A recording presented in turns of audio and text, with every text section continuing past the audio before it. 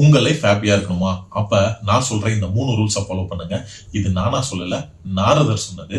உங்களுக்கு கீழே யாராவது இருந்தாங்க அப்படின்னா அவங்கள பார்த்து தப்பா பேசாம, அவங்க கிட்ட பணம் இல்ல, ரொம்ப கேவலமானவன் அப்படி தப்பா பேசாம உங்களால முடிஞ்ச உதவி அவங்களுக்கு பண்ணுங்க. நீங்க அவங்களுக்கு சப்போர்ட் பண்ணுங்க.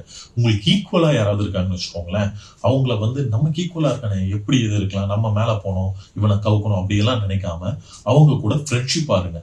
உங்களுக்கு மேல யாராவது இருக்காங்கன்னு வச்சுக்கோங்களேன், அவங்கள பார்த்து சந்தோஷப்படுங்க. அவங்கள பார்த்து பொறாமப்படக்கூடாது. நமக்கு மேல போயிட்டானே, எப்படிடா இவனை கவுக்கலாம், நாம எப்படி அங்க போலாம், இவன் நசமா போனோம், கவுத்து விடணும், அந்த மாதிரி எந்த ஒரு தாட்டும் இல்லாம நமக்கு மேல யாராவது இருந்தா ஒருத்தர் அவங்கள பார்த்து நம்ம சந்தோஷப்படணும். ஸோ நாம பண்ண வேண்டிய 3 விஷயங்கள்: நமக்கு கீழே யாராவது இருந்தா சப்போர்ட் பண்ணணும், நமக்கு ஈக்குவலா யாராவது இருந்தா அவங்க கூட ஃப்ரெண்ட்ஷிப் ஆகணும், நமக்கு மேல யாராவது இருந்தா அவங்கள பார்த்து நம்ம சந்தோஷப்படணுமே தவிர பொறாமப்படக்கூடாது.